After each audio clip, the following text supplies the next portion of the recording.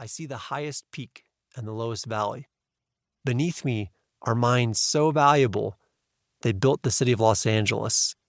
Mineral veins tapped for hundreds of millions of dollars worth of silver. Yet I am hopelessly in debt. I can sleep in my choice of a dozen ramshack buildings, every one of them a piece of living history, a monument to the single-minded determination of the men who built them in this cruel, hard place.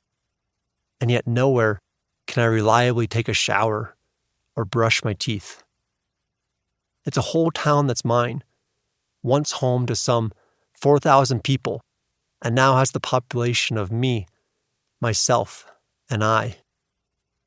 Dodge City, Tombstone, Deadwood, Virginia City, Bisbee. Cerro Gordo started earlier and lasted longer, and yet hardly anyone has ever heard of it. When it went up for sale in 2018, it cost me every single penny I had, but that was still cheaper than a half-decent 2-bedroom house in the city that probably wouldn't exist without it, Los Angeles. It was my life savings, and every single day it costs more.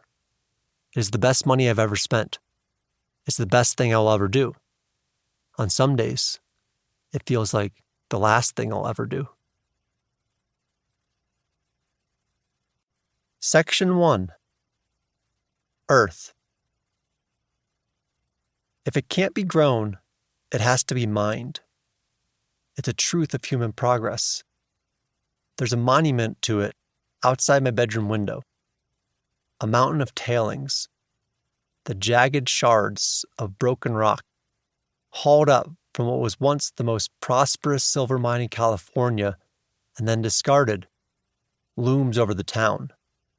When I stand atop it, I can see ore the miners rejected because it wasn't rich enough for them to process, not good enough for them to refine into bars of pure, precious metal.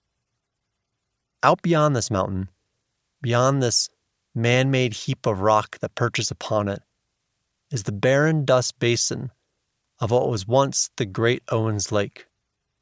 Now a monument of a different type, the lake was drained to allow the city of Los Angeles to thrive.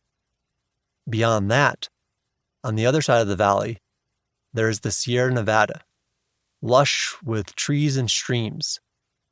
My cabin likely began its life across this valley, as part of those forests. That's where the wood was harvested to build the town of Cerro Gordo. The forests don't go forever. Eventually they stop. As the trees approach the summit of Mount Whitney, the air gets too thin for them, the soil less fertile. One of those trees is the highest tree in the continental United States. Does it know that?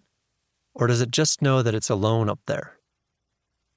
People didn't come to this side of the valley to grow things. They came here to mine. Billions of years ago, asteroids collided, dust stuck together, and the earth formed. Molten lava pushed silver, lead, and zinc up to fill in the cracks in the contorting crust of the new earth. Nature's version of kintsugi, the ancient Japanese art of restoring broken things with precious metals, making them sturdier and more beautiful than they ever were before. A few billion years later, miners got word of the dead star debris here in the Inyo Mountains and flocked to set up camp and extract their little piece of it. Some found much, much larger pieces than others.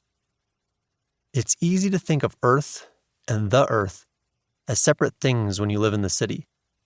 You're so far removed from the source of anything created in the Earth that Earth itself seems more like an idea than anything else.